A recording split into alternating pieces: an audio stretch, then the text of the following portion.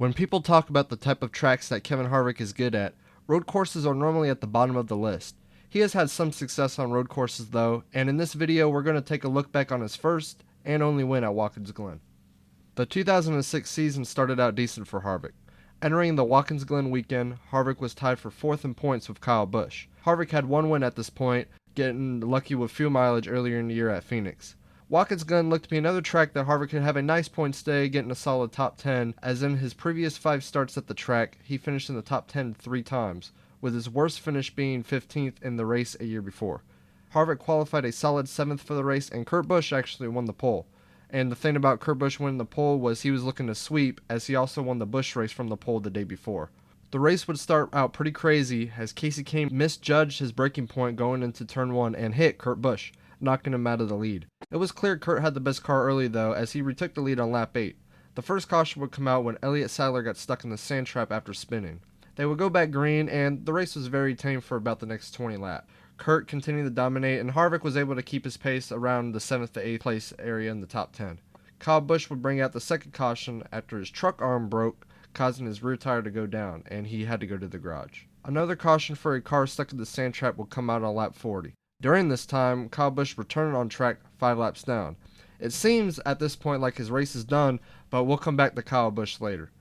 This caution also seemed to be the turning point of the race, as in the next 20 laps there were 3 more cautions, all for either debris or single car spins. During this time, Kurt Busch, who had been the best car all race, got a penalty for pitting too soon. His penalty for this was he had to restart at the end of the longest line. Also, these cautions were beneficial for Harvick, as he was able to make his way up to 2nd place. On lap 58, he would pass Reed Sorenson for the lead, his first time being out front all day. There was a small issue with the 29 though, as fuel was coming out of the overflow. This means that he was going to be tighter on fuel than everybody else in the field. He would get lucky though, because they would restart on lap 62, and shortly after, another caution would come out for the biggest crash of the day. Due to Kurt Busch being in the back because of his penalty, he was actually involved in the wreck and got pretty significant damage. Also, remember Kyle Busch? During all these cautions, he was able to get the free pass each time, and all of a sudden he found himself to be back on the lead lap after being 5 laps down. The green would come back out and the race mellowed out a little bit. Harvick would lead a nice little 12 to 13 lap green flag run, with the previous year winner Tony Stewart running in 2nd. The second to last caution of the day came out on lap 81 when the 42 of Casey Mears was stalled on the track. Now, during this restart, Tony Stewart was able to get past Harvick for the lead, and it looked like he might cruise to his 3rd consecutive Watkins Glen win until the last caution of the race would come out on lap 84 for Michael Waltrip. They would restart with 5 to go, and with 3 to go, Harvick made his move and retook the lead from Stewart. The race would go on green the rest of the way, and Harvick got his 2nd win of 2006 and his 1st win at Watkins Glen, and this was also his 1st ever road course win. Now runs 5th.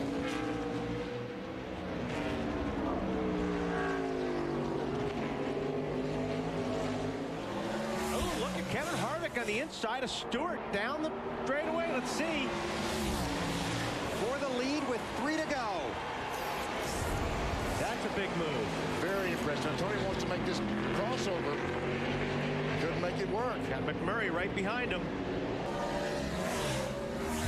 White flag this time. Final lap at the Glen.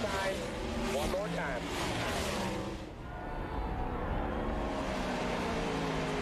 And all Todd Berry crew chief can think about is gasoline. Or lack thereof. Or lack of gasoline, yes. How much did we lose? Had a lot of caution flags. I can't see it being a problem, but there's no way of knowing it. Yeah, I think Marty said they thought they were okay with all the cautions, but I'm sure they're still thinking about it. One more time through the inner loop. And no pressure from behind right now. Oh, I saw it coming. Borisset and Ryan Newman. Ryan Newman was blocking the heck out of Borisset, and I think they're both. Somebody spun out in the inner loop right now.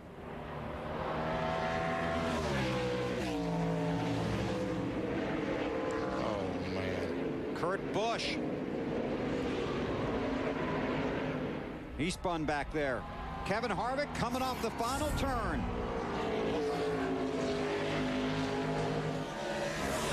He can see the checkered flag. You're the man.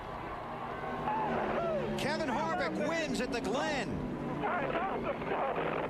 Some notable things about this race is it actually holds the records for the most cautions ever at a Watkins Glen race with 10. Also, Kyle Busch holds the record for the most free passes in a race with 5, along with his super impressive rebound to finish 9th. Now, in my opinion, this is one of Harvick's most impressive wins. Nobody really knows him to be the best road course racer ever. I mean, he's decent, but in this race, I mean, he was on it.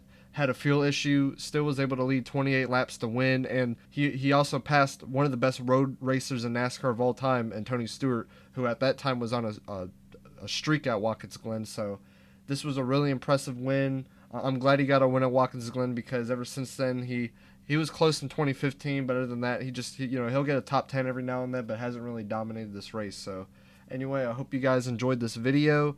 More will be coming out soon. I'm going to try to be making more videos, and peace out.